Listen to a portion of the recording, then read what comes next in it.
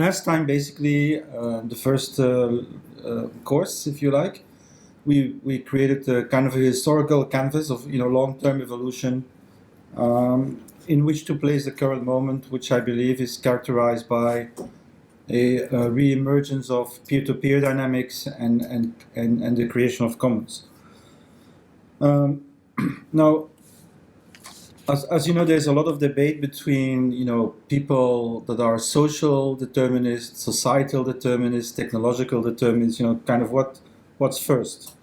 I tend to use the notion of techno-social infrastructures, and so basically, what I want to start with is giving you a sense of 4 different socio-technical systems that are co-emerging today. They all have peer-to-peer characteristics. They all have somehow make use of the commons, but they do this in different ways. And why do they do this in different ways? Because they represent fundamentally different political and social views about how the world should be. So I view technology never as something neutral. Some people would say technology is neutral. It depends what you do with it. So you have nuclear energy, you can make energy, and you can destroy a city. But the nuclear energy itself would be neutral. I so personally don't believe that. I think the way you design technology is actually very, I wouldn't say, consciously political, but it reflects value systems of people, of groups of people, and also material interests. So just to give you an example about the internet itself. So when it starts, it's a military research project. It's funded by DARPA. And so you would expect it to have a military logic to the internet. But it's a weird military logic because it's actually the non-commissioned officers, so the ones on the ground who tell the researchers it cannot be centralized, because if we have a nuclear war and they hit our central service, we can't communicate with anybody. So can we make a network that is super redundant, that if you take out any node in the network can reconfigure itself, right? So that's already a peer-to-peer vision of technology, in which independent nodes can autonomously connect with each other and create different configurations without having to pass through the central service. Now, once this is done, you have a number of scientists who hear about the project. And it actually, it's a kind of funny way it happened. They actually just took the cable from one office and put it in the other office. And they said, well, if the military can use it, we can use it too. So this is a second phase in which scientists take over the internet, if you like. And I don't know if you're probably too young, most of you, but maybe some of us. We had things like Gopher, FTP. This is like pre-browser time, right? So this was kind of a golden age for the internet in a way, because people thought, oh, we're all equal, we're all scientific peers, we do open science, we share with each other. And then you have the third step is when the browser and the World Wide Web are developed. This is when the internet moves to civil society. It moves from the scientific community, an elite technology, if you like, to much broader mass, because suddenly with the browsers, everybody can download it on their computers and can start using it as a citizen. So I would say that's the third stage. The fourth stage is where you have people, businesses interested. So here you come, right? So you have 2001, there is a big crash, and suddenly we hear about Web 2.0, participatory web, but actually what happens is a reintegration of client-server logic in the web. So it's basically the commercial players want to reach us, but they also want to control our communication. So they reintroduce a hierarchical technical relationship in the, and of course that has now become so much more serious with walled gardens and surveillance and all of that. And a fifth stage, which is quite strong in China, I would say, is when the nation states say, oh my, we better know what's going on there, we better control it. So there you build a fifth layer, which represents the interests of bureaucratic structures and the need for control and managing borders and all of that, right? So So you can see one technology isn't predetermined, right? It's a function of social groups, their relative strength, who has the money, who can bring in the money. So it's never like purely technologically deterministic. It's technology and the social. And so that's what I'm trying to explain here. So maybe just to define peer-to-peer, to be sure that you know what I'm talking about. So peer-to-peer for me is a structure where, first of all, if we talk technically, where every computer is autonomous, where every computer can autonomously and permissionlessly connect with any other computer. So you can connect with one, you can connect with others. It's basically each project, will do that in a different way. But you can also apply this principle to people, right? So you have computers that can connect to each other as peers, but once you have people using computers, then people can start behaving as peers. They can connect with everybody. And I think this is anthropologically very, very important. So I'll tell you something that may sound a bit idealistic, but I think there's really an important truth to it. So it's a bit of a theory that I called at one point peak hierarchy, right? So imagine we are living in hunter-gathering societies, especially in the beginning. Small groups, 50 people, 70 people, everybody's a member of your family, basically, you know each other. It's fairly horizontal, right? Maybe you have elders, you have a sexual division of labor, you have a shaman, you have maybe the war chiefs, but they only function when there is an actual conflict. So these are fairly flat social structures that will persist for 100,000 years.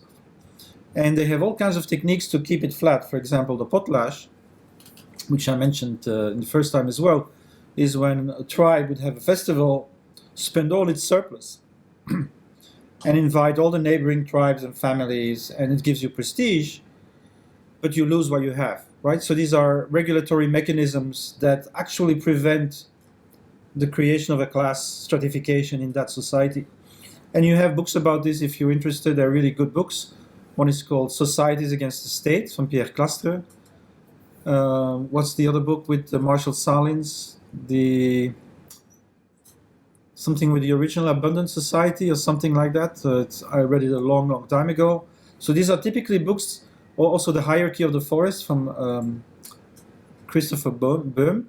So these are typically books that look at these kind of hunter-gathering, tribally functioning societies. So there is this thing called the Dunbar Number, which you might have heard about. It's an anthropologist who says we basically have similar brains to primates, and we can remember 150 relationships. So as long as you stay under that 150, you can have peace and love, as it were, right? Because if you have a conflict, you can talk it out. You just go to the other place in the village, you start talking. Maybe the elders, will be the arbitrage mechanism. But there's a way to deal with it, right? To deal with it peer-to-peer, person-to-person in a certain way. Okay. With the emergence of class-based society, in other words, fixed domination in social classes, one of the arguments which I think makes sense is that's the only way to scale. So if you start invading other people and subjugating them, you have this kind of new social contract, which is, I'll give the example of the Incas. They would go to a new tribe. They would say, well, join us, we'll educate your children, you'll have 13 times more food at your disposal, you'll have temples, you have streets, and if you don't listen, and if you don't agree, we'll kill you. That was the basic social contract. But once you join an imperium, it's like, it's taxation, but also redistribution, right? You have the benefits of civilization, as it were. So that's where hierarchy comes in. You could argue as a means to streamline communication and scale it, right? And this has been the drama of human society, right? So you can have peace and love in small groups, your friends. You can have relatively equal relationships. Once you start scaling, it tends to break down. I'm not saying it's impossible, but it's much, much more difficult. Now, I'm not an expert, but there's a lot more studies now about the Minoan Civilization and the Hindu Valley civilizations, where they see cities and temples without fortifications. That's interesting because it shows that at some point in history, people were not afraid of the people. The temples were just open. There was no walls. So that's a sign of even a city-based civilization that was actually seemingly quite horizontal in its social structures. But generally speaking, we have hierarchy to streamline communication and to scale to the civilizational level, right? And so since no civilization, no country, no village lives on its own, you always have to take into account the danger coming from the outside. So you can't just say, this is what we want, because, you die, basically, right? So just one of the things I've been reading recently is about primogeniture, which is the right of the firstborn. Typically, this will emerge in societies where, so if you keep dividing the land equally, you are fragmenting land ownership. Up to the point where there's not enough food to feed the family on its own land. And then you get conflict.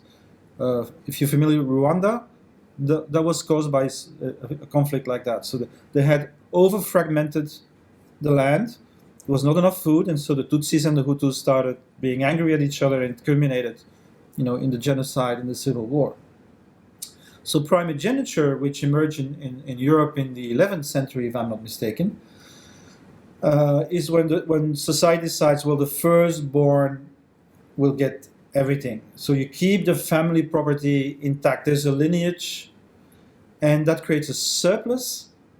The second and the third sons, at that time it was about war and mostly the boys in terms of the fighting capacity of a civilization.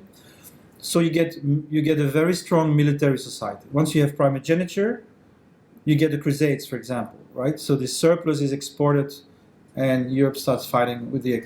So primogeniture-based societies are warlike. So what do you do if you're faced with such a civilization next door? Well, either you do the same, or you're finished, right? So I'm just trying to explain how we couldn't scale horizontally oriented relationships because we couldn't, because of the small would lose from the big. Small companies lose out from big companies, small countries lose out from big countries, etc. So the argument of peak hierarchy is that we are actually now technically able to go beyond this. I know it sounds kind of extraordinary. I just want to invite you to look at, for example, Linux. I'm not sure how many people work for Linux, but let's say 25,000.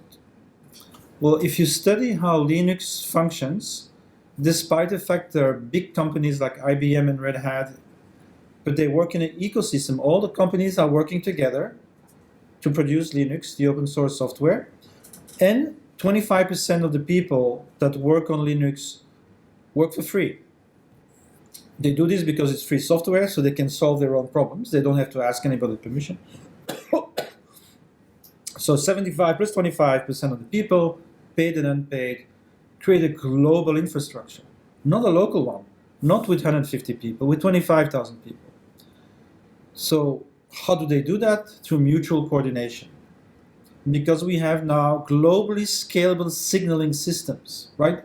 Think about the Wikipedia. Global production, globally available, I don't know in how many languages now. How does that work? Well, it works because, and I'll come back to these terms maybe one more time after as a summary, because these systems are holoptical. In other words, if you join Wikipedia, if you join Linux, if you join Arduino, you can see everything, yeah, from a horizontal point of view. So think about a soccer game. You have two teams of 11. In a soccer game, you have a holoptical vision of your team, even of the two teams, right?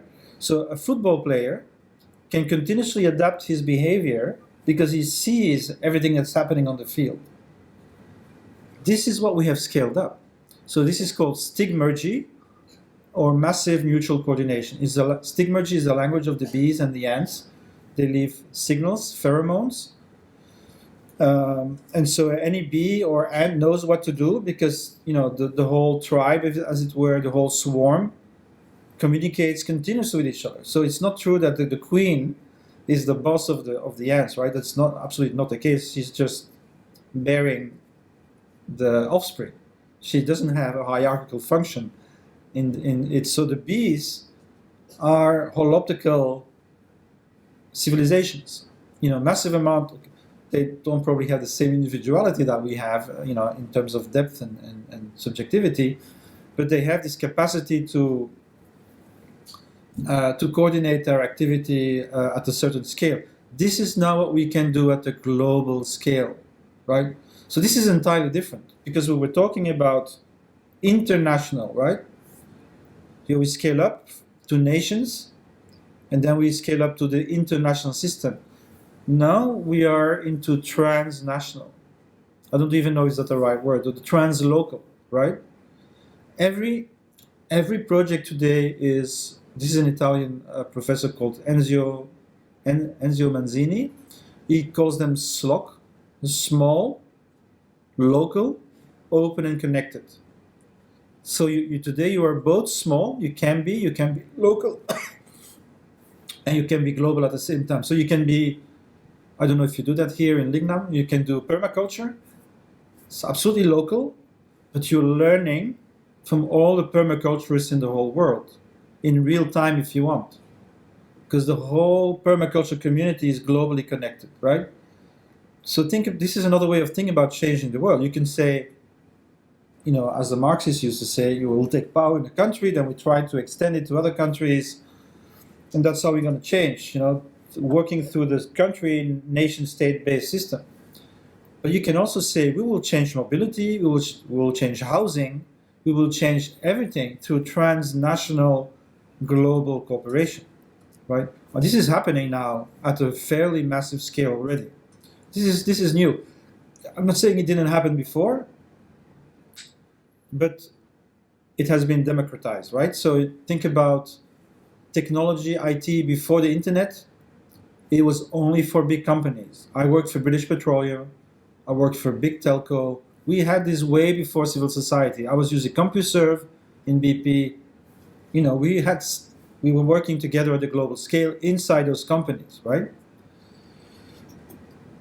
Now you're a citizen, and you can do the same. And this is, I think, a very important moment, right? The moment that we reached peak hierarchy. What peak hierarchy means is potentially the capacity for civic cooperating groups to outcompete and outcooperate institutional structures. It's a bit more complicated because we have our own, since we are building our own institutions that are different, but basically this is really a shift, I think, an anthropological shift. This is suddenly the Dunbar number is no longer local. It's global. And what it means is you can create groups that function globally, and you can have your 150 people, right? So within that global structure, you can function as a village. I like this. This is something that actually we do all the time in the P2P Foundation, many other groups. So this is like an important shift. Okay, so I think I defined peer-to-peer. I will briefly also say that, as you will see, there are two different ways to do peer-to-peer. If you use peer-to-peer in that definition of the ability of peers to connect, self-organize, and create value together, you can do it through a commons way, so creating pool resources, shared resources, or you can do it in a market way, peer-to-peer marketplaces. So this is very different. They're both peer-to-peer, but they're very different because they use another exchange mechanism, right? So you can apply peer-to-peer to create a common-centric society, or you can use it to create a distributed capitalism. This is going to be a very important distinction to make. Very briefly, also to make sense of all this, so I'm not sure I talked about it last time, so I'll do it briefly this time. So this is a relational grammar of how human beings exchange value. So this is Alan Page Fisk. It's a massive and very boring book called Structures of Social Life. And he says basically there are 4 ways in which humanity can allocate resources. So things that you need to live and survive and thrive. So how do you deal with resources? Who gets the food? Who gets the housing? Who gets the weapons? Okay, so 4 different ways. Historically speaking, the first one is actually called communal shareholding. If you're traveling in small nomad bands, you don't need property. Doesn't make sense. You have to carry everything on your body. Okay, maybe you have some pots and pans or some stones for your family, but basically the society is organized as a group. Yeah. So it means that when you're a hunter or a gatherer and you come back, it's not for you. It's not your personal property. It's not even your family property. It's for the group. And then there will be a regulation of who gets what of the animal that you bring back. And if you read these books that I mentioned in the beginning, like Pierre Clastre, you will see that in many tribes, the ones who brings the animal is the last to choose. So this completely different vision of what we have in Hollywood movies of what people used to be like. This is the total opposite. If you're the strong, hunter, you get the last piece. Why? Because you have the prestige already, right? So you balance prestige and property. The more prestige, the less you have. So if you want to be a chief, you give. You give until you're poor. Then you're a chief, right? So this is, you have to read these books. They're really interesting to see how societies can maintain, relative levels of fair allocation. Anyway, so communal shareholding. So this is mostly dominant in the nomadic context. So once you have sedentarization, you get a second dominant allocation method, which is the gift economy, which Fisk calls equality matching. It sounds a bit counterintuitive, but if I give something to you, you're beholden to me. You feel like you owe me something back, right? So this is how you keep the peace, how you create social bonds when you have sedentary villages and you cannot move away to avoid conflict. This is one of the pacification techniques that is used. And they can be very complex. Then you have the third one is called authority ranking, which is basically once you have class domination. So I'm a tribe, maybe there's a climate change crisis. Okay, the only way to survive, I need to get it from somebody else. Then the gift economy breaks down because, nobody's gifting if you're taking. So that's when you have redistribution. You take, you fund the army, you fund the temple priests, you fund the managerial classes, but then it goes back. So I'll take the European example, which I know best. The feudal times, you have the warrior class, the feudal lords. They get 50% of production.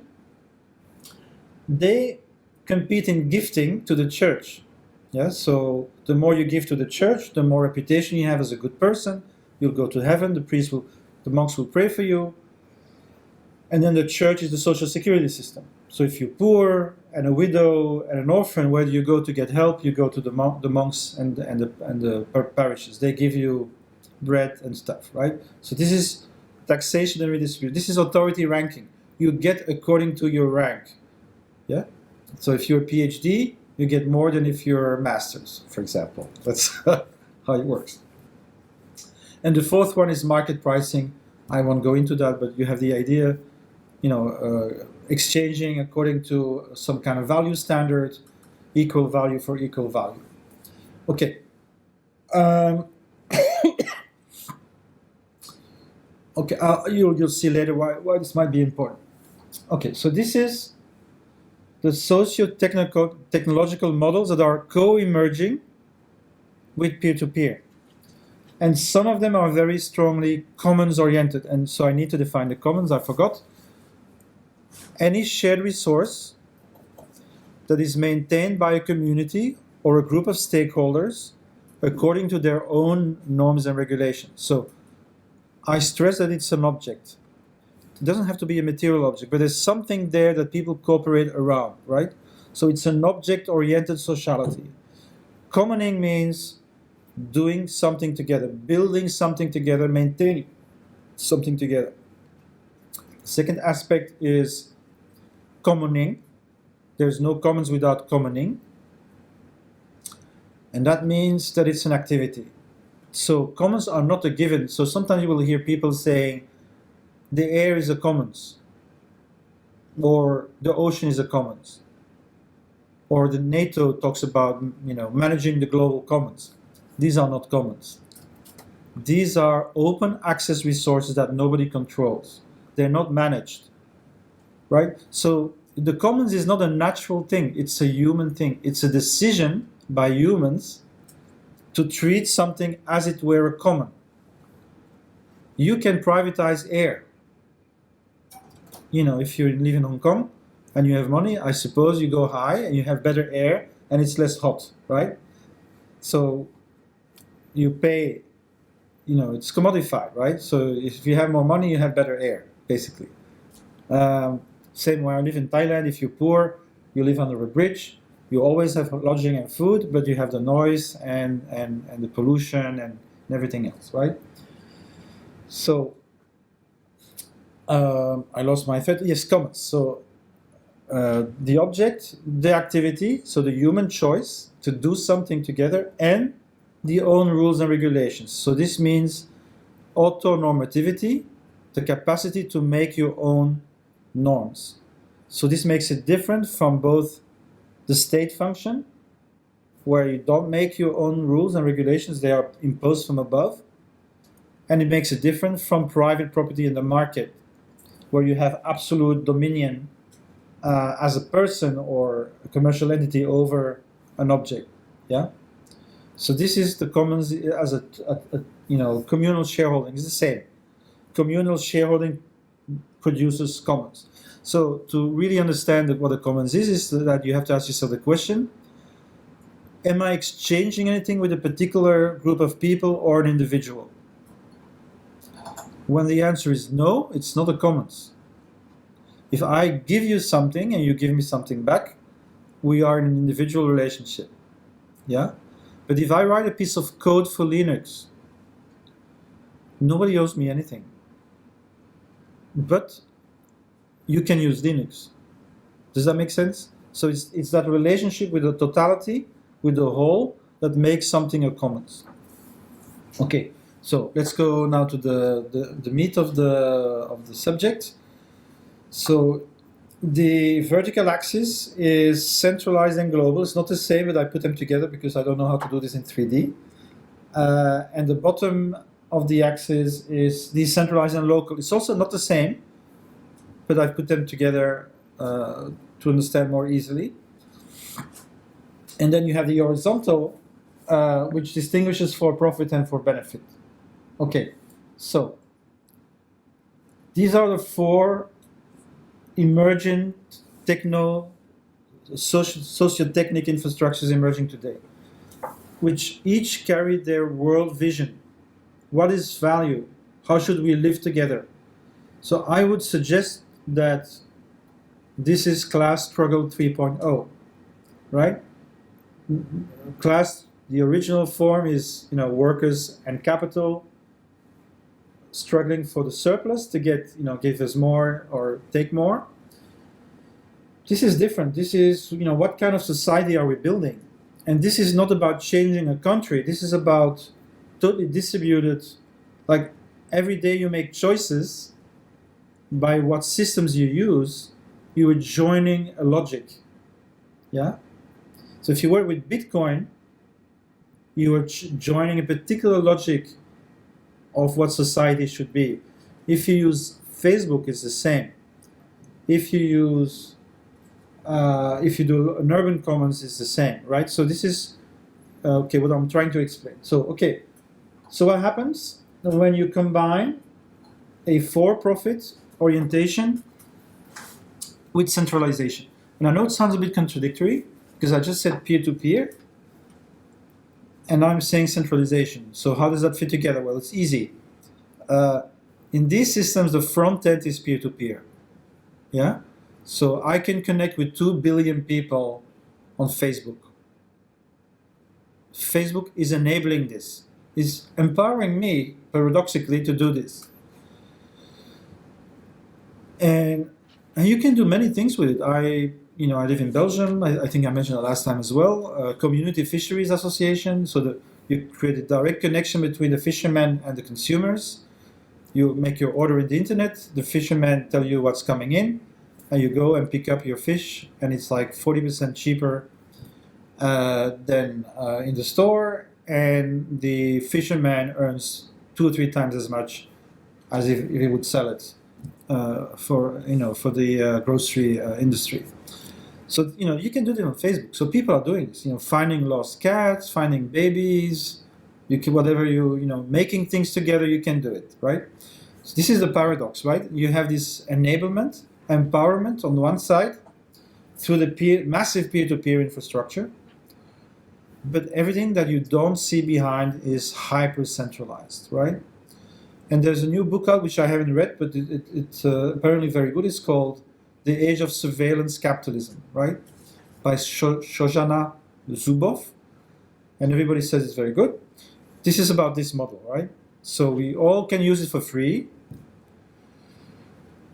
but they collect our data. And the data are privately owned by these platforms.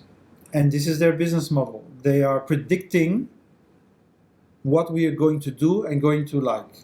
So for example, today if you're a teenager, Facebook knows when you're depressed and will drive specific advertising to boost your confidence as a teenager, right? That's when you need to buy something to feel better. So this is what they're doing today, right? And this is very important because it's a straight neurological relationship, right? They are into our heads and into our micro behaviors. They are into nudging, behavior control. This is what we are. Unfortunately, when we use Facebook, we are in this, this sphere of control and extraordinarily manipulation. There's another example I like to give. So this is I discovered thanks to my wife. If you're an intellectual like me, and you have 70 people liking one of your posts, you say, oh, that's a good post. And then my wife changes my picture, and I get 300 likes. Anyway, so here's what Facebook discovered. And this is for women, if you change your picture on Facebook, about, I forgot the exact figure, but at least another dozen or 14 other of your girlfriends will also change their picture, right? So what does Facebook do? It will ask you, did you change your picture recently, right? So it knows that this is happening, and so it will continuously nudge us to stay there, to do more, to spend more time, to do more games, to buy more. It's continuously engaging us in these ways. And last time I said that we are moving to a form of capitalism which is no longer about commodified labor and extracting surplus value from our collective labor. It's directly exploiting human cooperation. So these netarchical firms, netarchy, the hierarchy of the net, the hierarchy of the internet, the hierarchy of the networks, they are directly exploiting our human cooperation. That's what they do, right? Sure, exchange together, work together, even make a commons together. They don't care, as long as we are there on their platforms. And so they are really, this is a big change even in capitalism, because capitalism is historically a commons enclosing system, right? Capitalism actually starts through what's called enclosures, meaning you have like medieval farmers, and I'm pretty sure you have that in China as well. Part of the land is a common. You have your private plot for your family. In a feudal system, you have the plot of the lord, and then you have something common to the village, where you can have your seas and your herbs, and there's some kind of systems that tell you what family can go there when.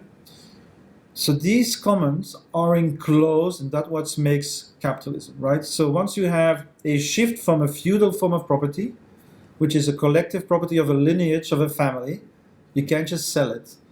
You have to keep it, to keep strong. You have to keep the land as big as you can. To a system when land becomes an absolute property of an individual. And then you can start thinking, I can make more money with sheep than with men or human beings. So I'll chase away the humans and I'll put in the sheep, right? This is the enclosure movement in the UK in the 16th century. And this is the basis of capitalism, one of the bases, very important one. So it's privatization, private property. So it's against the commons. Here we have a new form of capitalism, which is saying, oh, by all means, do stuff together, work together, create shared resources, create community fisheries. Just do it, and we'll extract directly from your commoning and from your peer-to-peer market exchange, right? Typically, that's how they function. In a way, I would argue that it makes them more parasitical, right? Because if you think about the hotel industry, they are building something, right? They are building resources. They are building hotels. If you think about Airbnb, they're not building anything. They're using what you have. And so what they're doing, the technical word is idle sourcing. They're practicing idle sourcing. They're looking at all the idle resources that are now, in itself, this is not a bad thing. We'll come back to it. So idle sourcing is what we need to do when we have massive overshoot as our predicament, right? We are massively overusing resources. So in theory, it makes a lot of sense to do that, right? So idle sourcing is a form of mutualization. But what matters is how we do it. How are we going to mutualize this? Who is owning the resources? Who is controlling the flow, right? And this is the issue, and I'll take an example. Take Uber. So 2 examples. One is from Ghent, which I'll talk about this afternoon. Some advertising from Google, just to prove the point. What was it? Oh yes. So in Ghent, city of 300,000 people in the north of Belgium, we have a non-profit car sharing association. 130 cars for 1,300 people. It's amazing. So every member has full access to mobility. So that's the contract. If you need a car, there'll be one. And this can be done because 95% of the cars are idle on average, right? You go to your work and then it stands there for 95% of the time. This is the average use of a car is 5% of the day. So it makes a lot of sense to say, well, why would you have your own car? If you can access a car, use a car, you have full mobility, why would you have to own it and put it there for 95% of the time, right? This is the theory behind mutualization and idle sourcing. So in this case, it works because through the mutualization, so first of all, if you're a family and you buy into the system, you pay 80% less than if you buy a car. That's a good thing already. Second thing is, and this is a study in San Francisco, but it's a similar system, that every shared car replaces 9 to 13 private cars. So full mobility at a fraction of the human footprint. So this is why later on we'll talk more about this. I believe commoning today, mutualization, is absolutely a vital strategy to bring down the human footprint, right?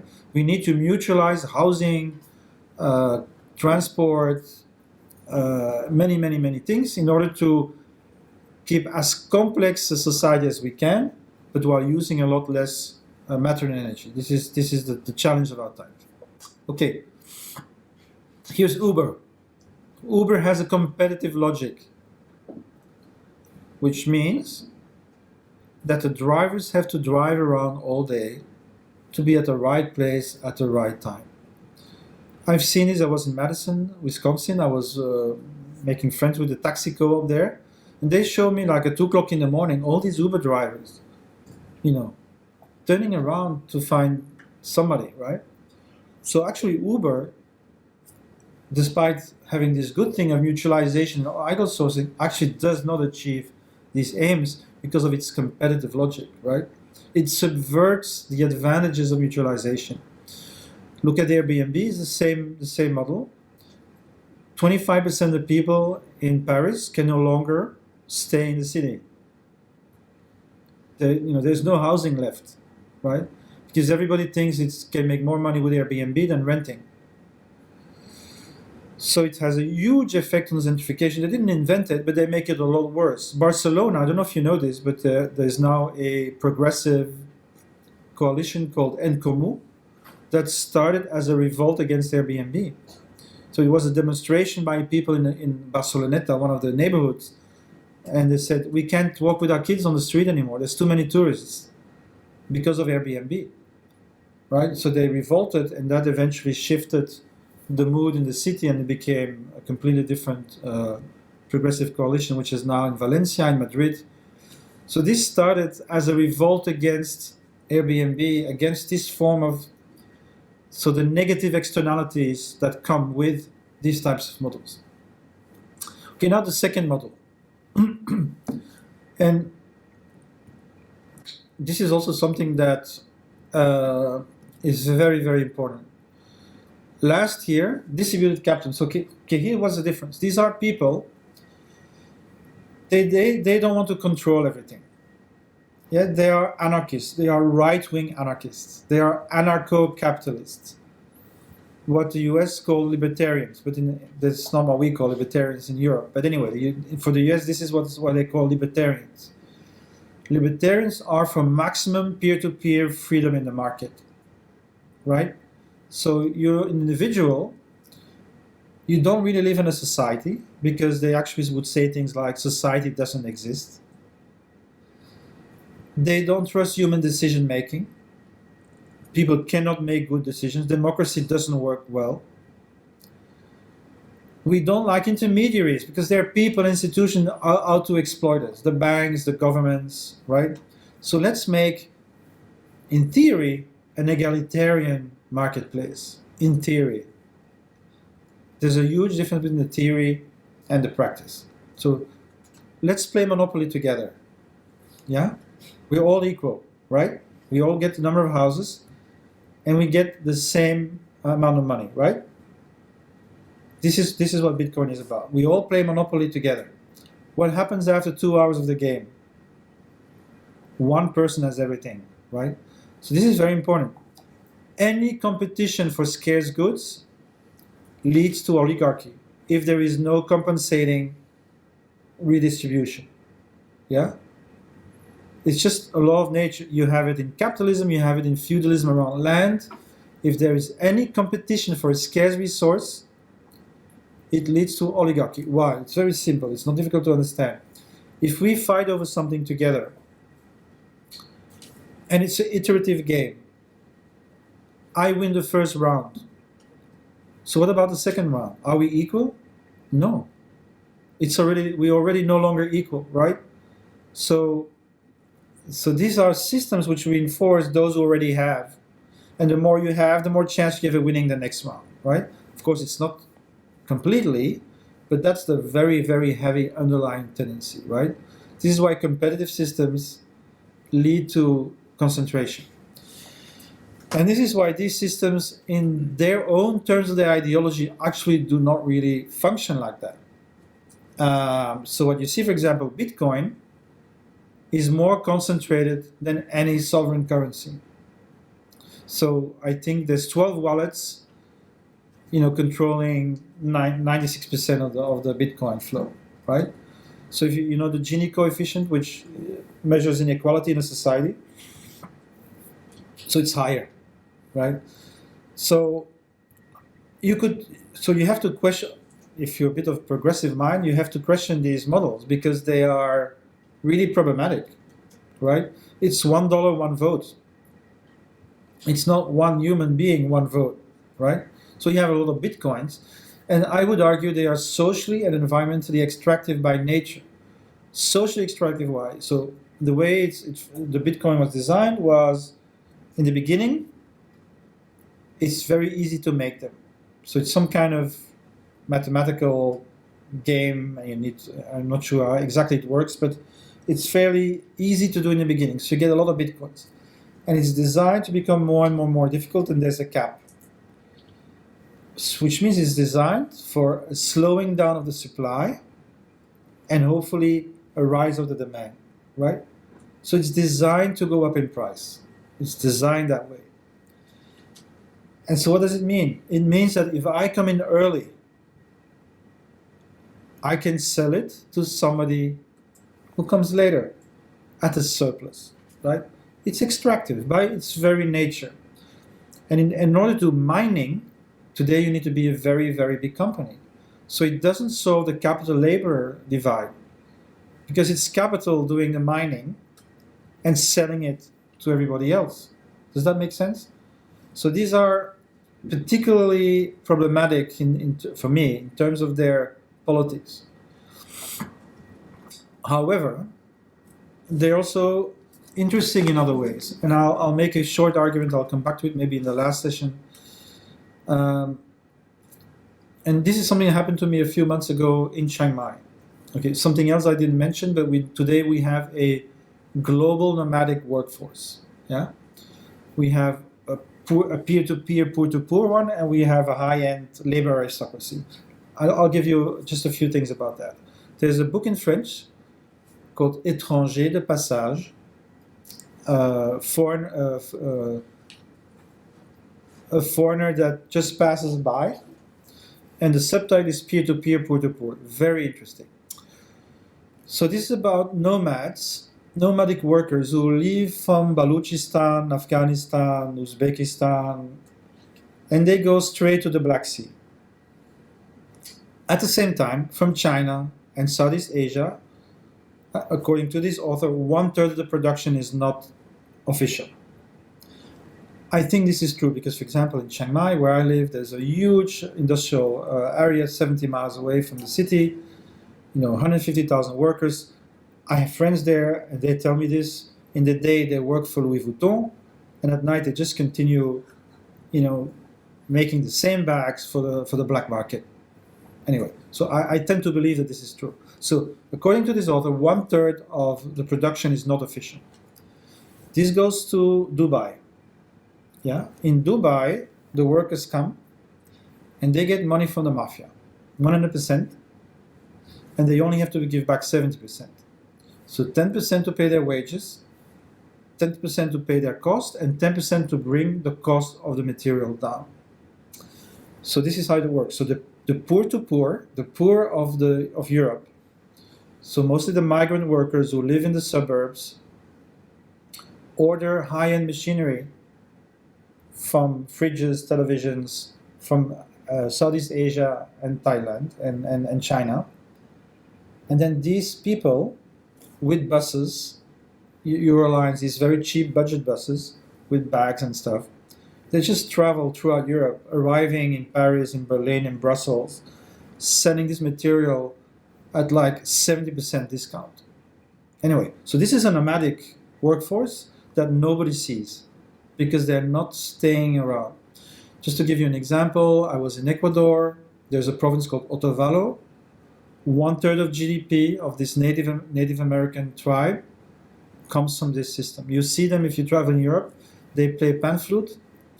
Usually the women sell wool, alpaca wool and llama wool, and every 6 months they rotate. Yeah, so you have plenty of systems like that. If you see black people selling Louis Vuitton bags in Europe, same system. They are Senegalese, Murabite, Sufi brotherhoods.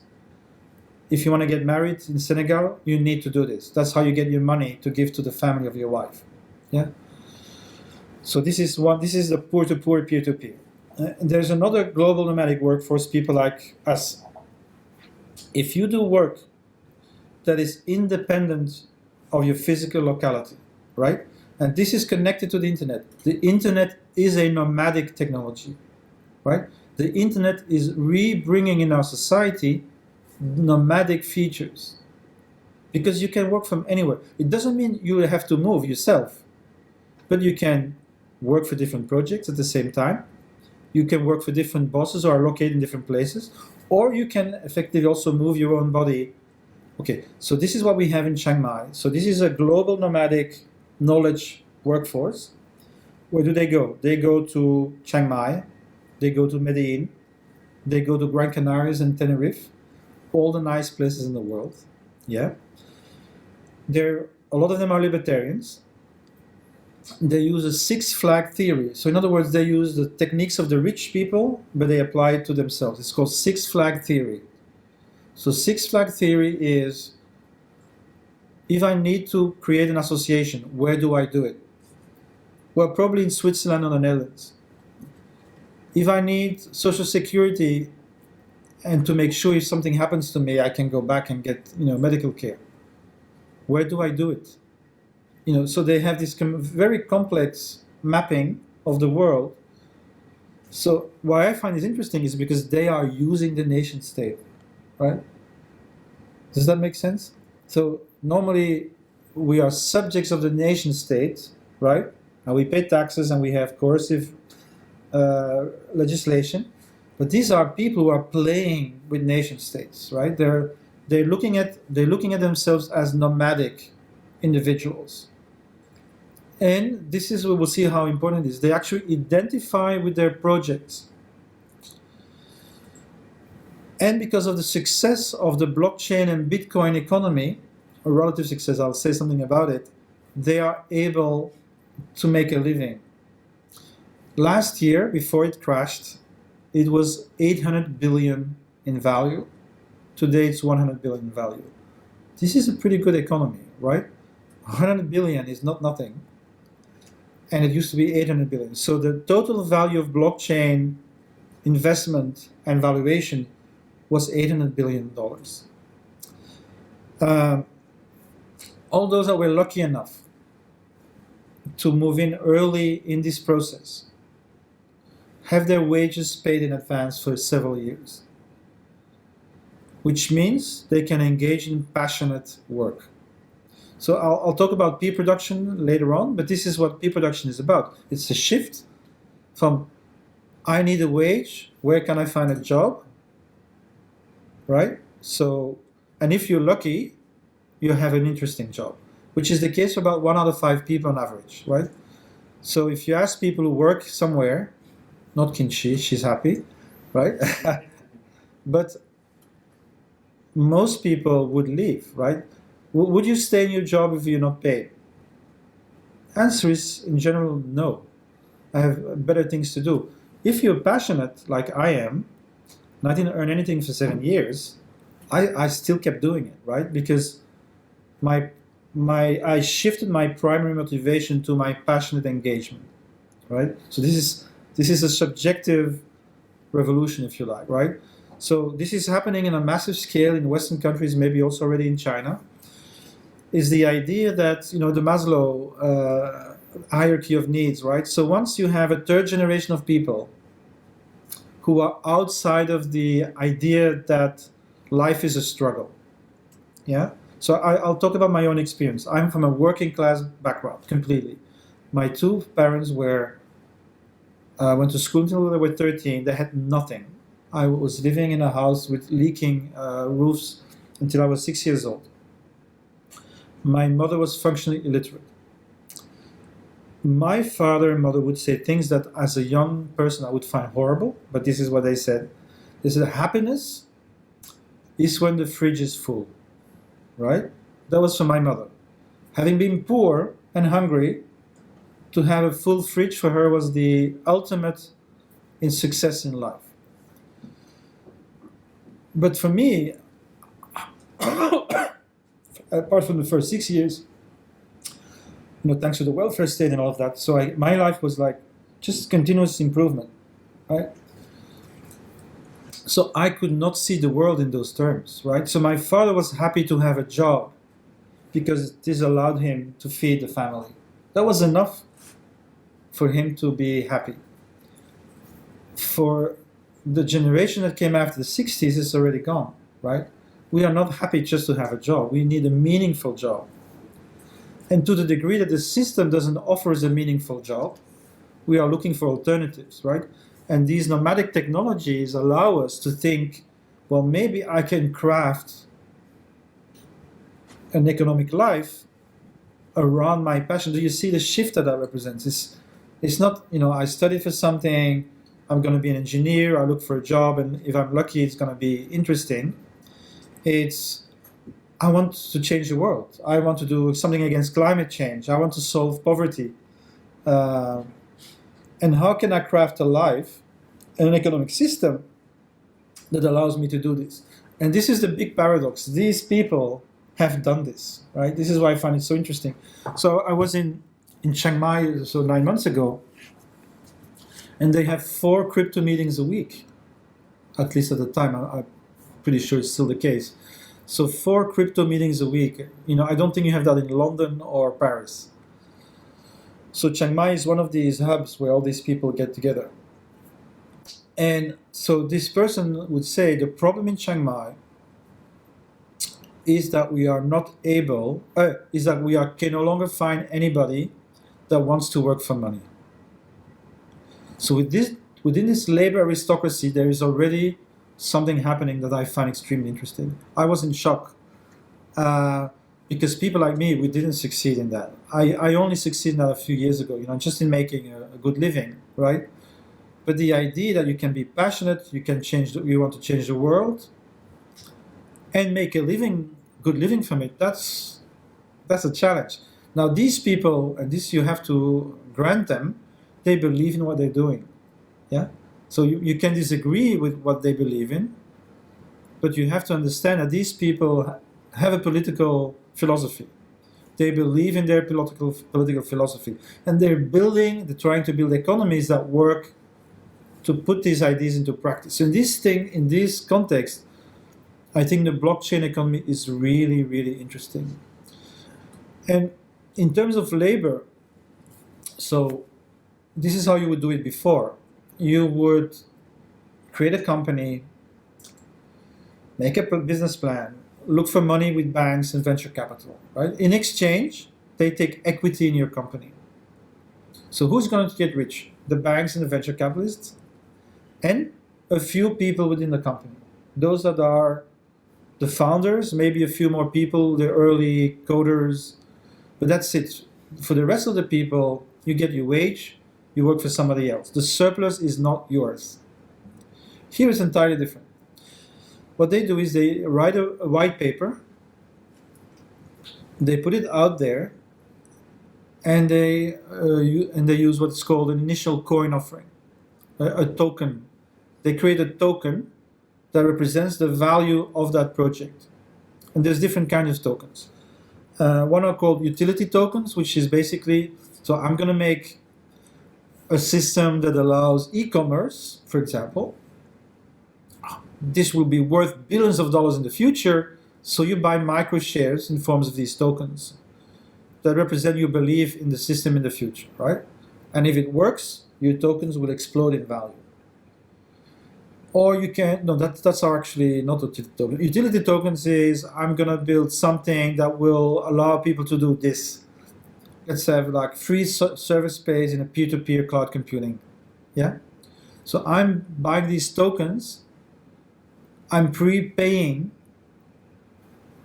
my use of the system when it's done. Does that make sense? So, okay, these are tokens. So you can craft these tokens, and then they keep 40% of the tokens for the work.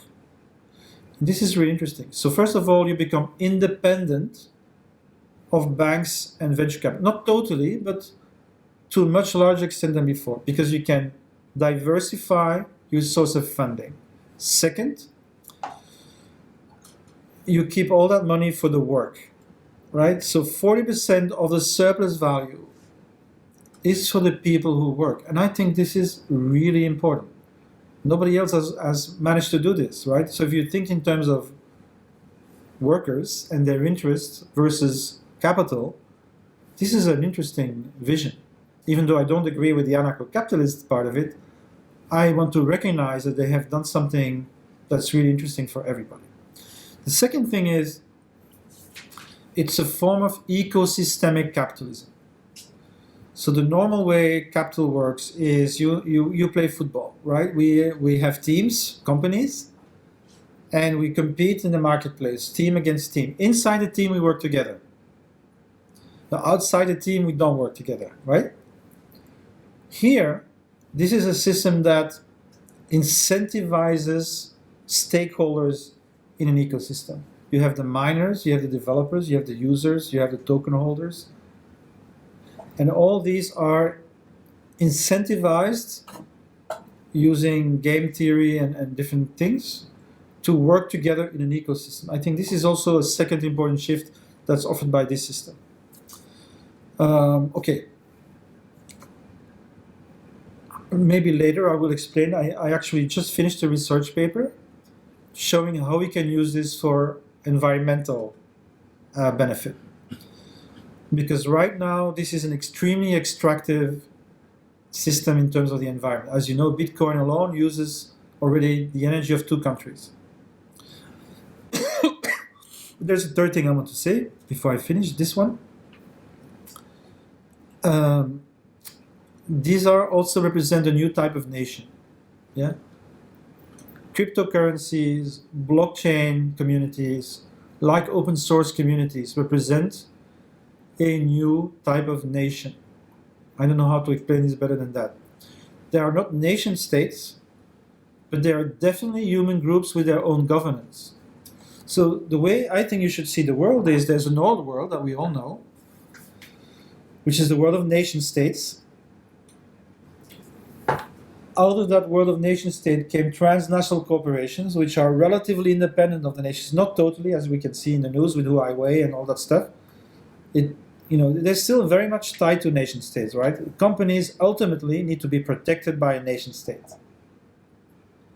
However, they are also quite relatively independent, right? Now, just one thing I didn't say, but this is very important. If you look at the behavior of Uber and Google and Airbnb, they are sovereign corporates, right? So Airbnb, for example, or Uber, don't care about national sovereignty, much more than the old multinationals, right?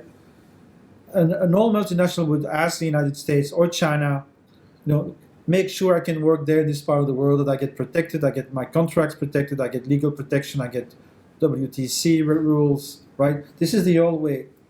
Uber and Airbnb, they don't care. They just go in, yeah? So just to give you 2 examples, or maybe 3, Uber had a piece of software called Grey Wolf. Grey Wolf was a fake piece of software that had all the functionaries of the city in it. So whenever somebody who works for the city that didn't want Uber to be there would get the app, they would get fake cars. Yeah? So they had a fake Uber. They couldn't get a car. So imagine that a company would do that, right? Write a piece of software that consciously overrides the sovereignty of a city, the legal, statutory power of a collective, of a collective country or city. That's what they're doing. The other thing they had was a piece of software that if the police would come in, they just had to push a button. This was in Canada. And it would wipe out all the data on their servers. So the police could never find out what they were doing. Denmark has a ambassador to Google. So just like the Vatican is recognized, Google and Uber are now recognized by states through an ambassadorship. Yeah. So this is important to realize that these are also corporate sovereigns. And there's an important notion that you might want to know about. It's called functional governance. I'll go back to Marx to explain what this means. So Marx said, first you have capitalist society, then you have socialist society, which is still a commodity-based society, but run by the workers. And then slowly you get the last phase where there's enough abundance, nobody has to buy anything anymore, we just take what we need and we make what we want to do, right? So this was the theory. And how would step 2 go to step 3? That was through functional governance. So in other words, to the degree that the workers developed their capacity for self-organization, for self-regulation, the state would wither away. A long time ago, 19th century thinking, but this was the original way of thinking, right? So first socialism and then withering away of the state, we would eventually reach the last phase. So what these companies represent is functional governance. They're slowly taking over functionalities of the state. They are building transnational corporate sovereignty. If you ever want to read a book about this, this is called The Diamond Age from Neil Stephenson. It's science fiction. It's a really perfect description of how a network society would function. At the P2P Foundation, this is our favorite book. We don't swear on the Bible, we swear on the Diamond Age. Yeah.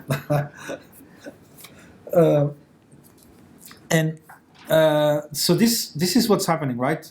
Corporate sovereignty. But I would argue also the blockchain communities and open source communities also represent some form of transnational community sovereignty. And I think this is very interesting. So the capacity for groups of people with common projects to organize themselves in parallel with the nation-state system. Yeah?